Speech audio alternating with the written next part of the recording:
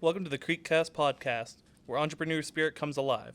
We are excited to interview members of our community that are leaders, managers, and business owners.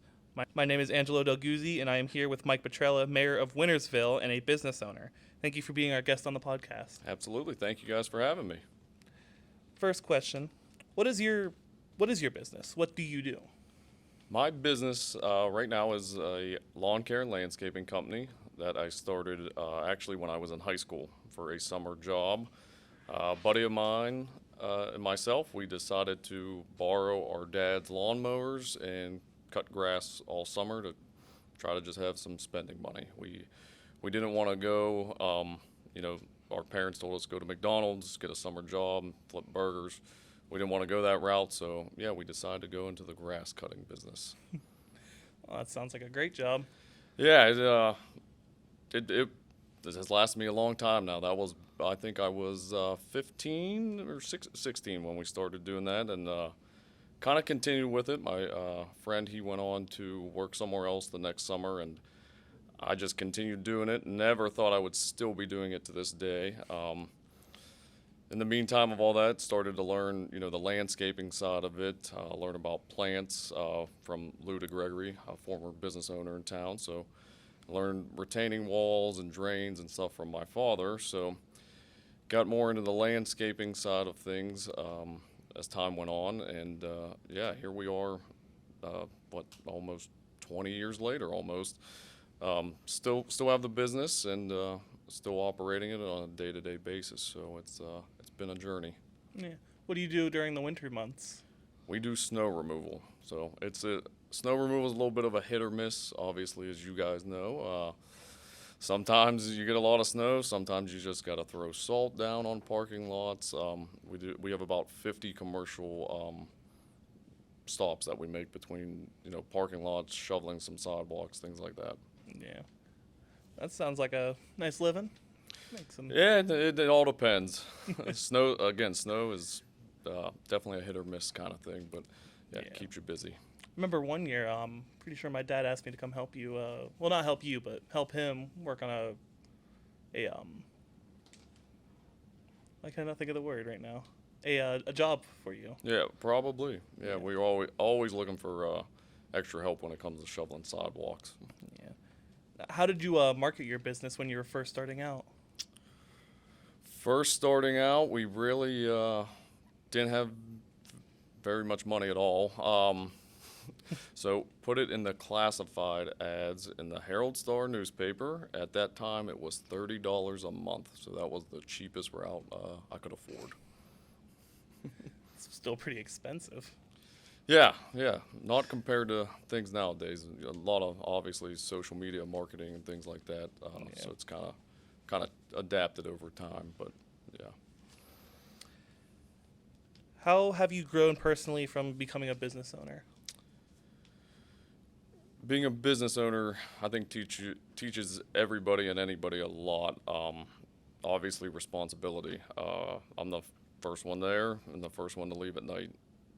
Teaches you discipline, teaches you effective communication with your employees, with your customers.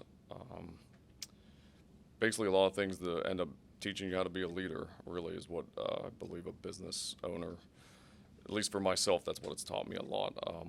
Again, the discipline side of things, at 2 a.m., as we were talking about snow, nobody really wants to get up every hour and look outside and try to check and see if it's actually snowing, if it's not snowing, if the news people are incorrect. But you got to be disciplined, you got to do it, and you lose a lot of sleep.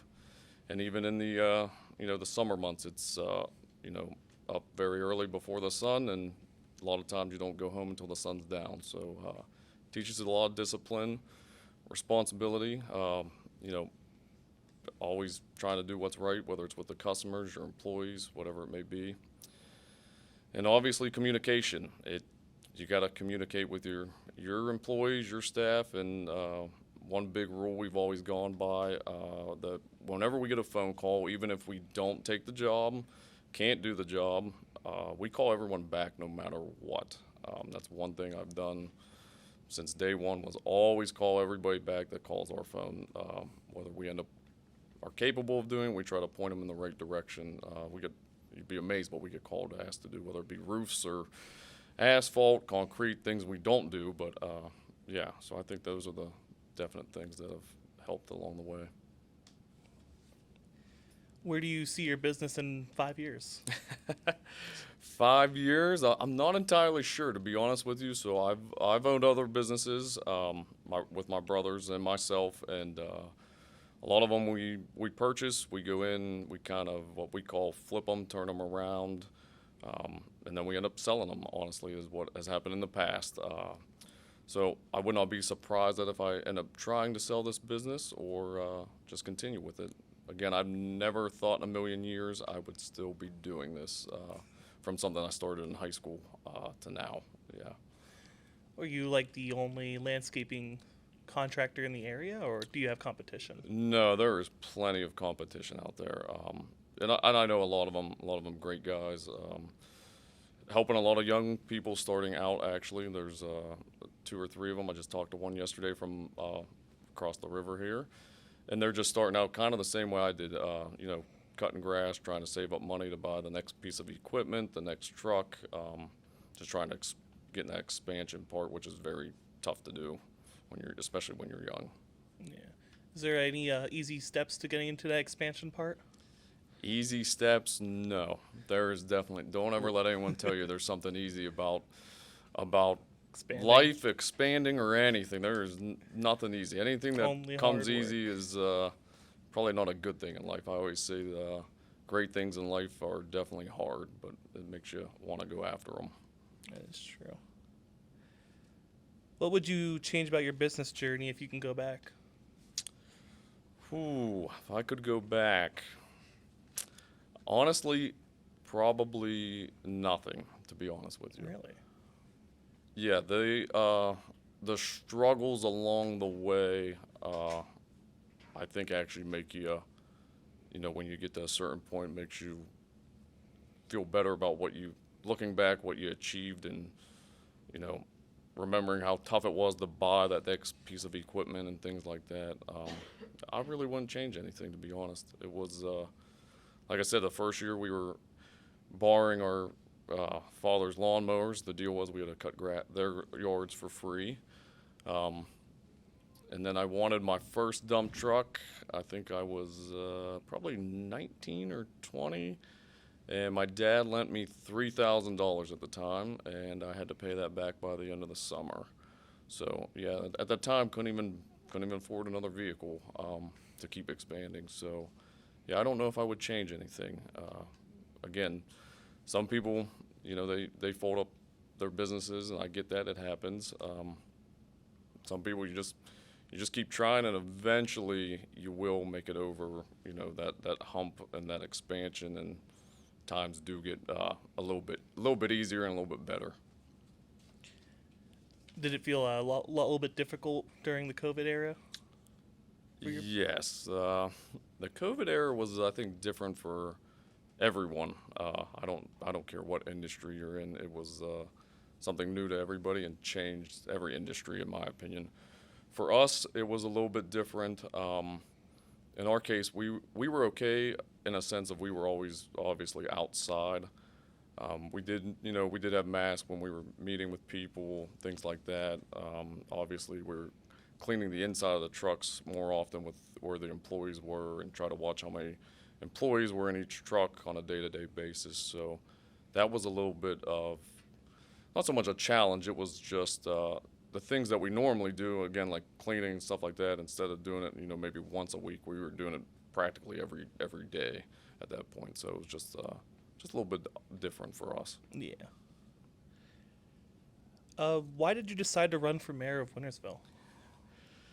Oh, I don't even know.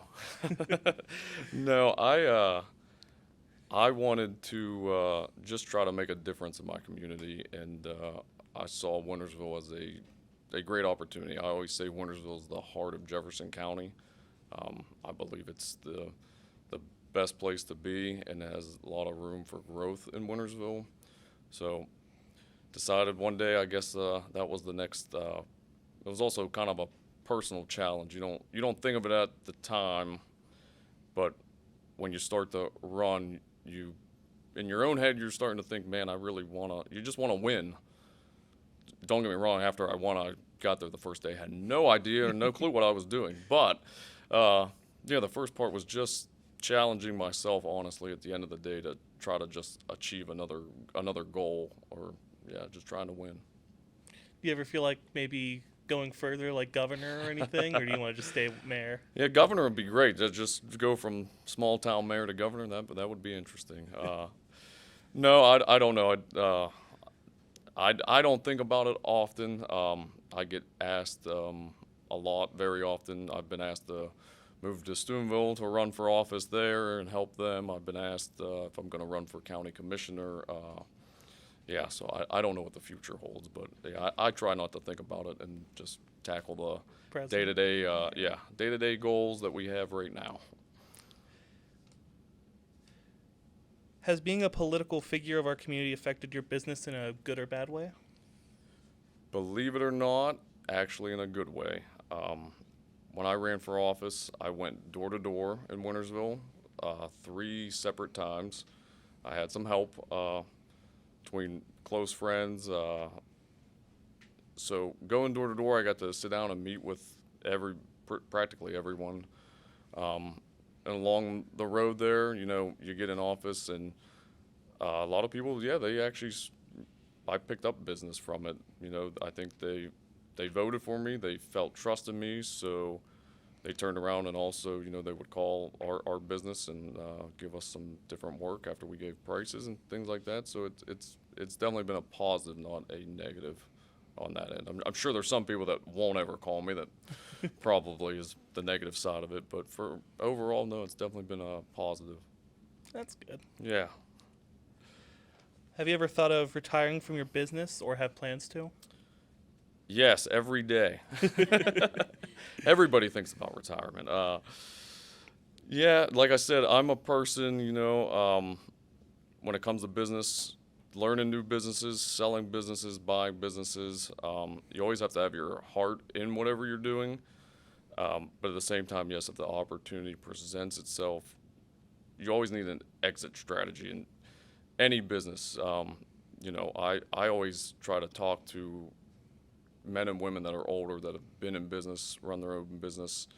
And a lot of the older generation, one thing, you always have to have an exit strategy, whether that be to sell it, pass it down to their children, or just simply retire and auction off what they have and close up. And you see that around in our actual community all the time now. I do think about it here and there, but I don't know when that day will come. Probably not for a long time. That's good. How does your business look different now versus when you first started? When I first started, couldn't afford new vehicles. That was one big thing of how it looks different. Different color trucks, whether it be gold, blue, red, white. Never could afford a brand new one. So, time goes on. You look at that. You hope one day to be able to buy new vehicles because it saves on your maintenance bill of fixing things and be able to run day to day a lot smoother. So looking at it now, yes, my trucks are all white. They all have logos on them. None of them are really that old. Our oldest one is a 2014 F-250. And the newer ones, there's a brand new one, 2024, 2021, 2019.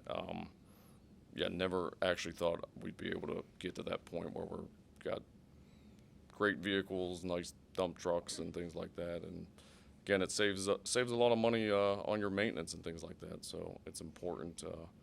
Looking back, never thought they'd all even be the same color. It was like a rainbow almost at times. Well, down to our last question. Has there ever been a quote that you live by? Quote that I live by. I guess you could say I taught this quote to myself, and I say it a lot, especially nowadays, is embrace the hate.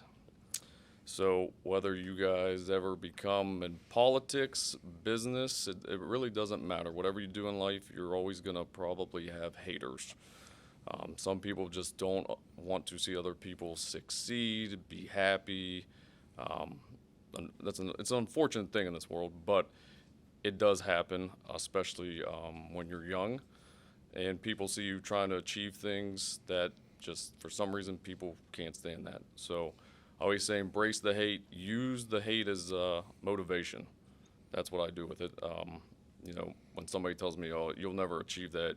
You can't possibly do that," I say, "Okay, now I'm definitely gonna do it." So thank you. Yeah, it's appreciated. So that is one thing I've taught myself since I was young, and still to this day say it in my head quite often. And it also tries to, keeps your mouth quiet, as that a lot of people ramble, and you just got to kind of block out that noise and just achieve things with actions, not your mouth. All right. Well, thank you for being an interviewee on our podcast. Thanks for tuning into Creekcast. We hope you enjoyed today's episode. Until next time, keep learning.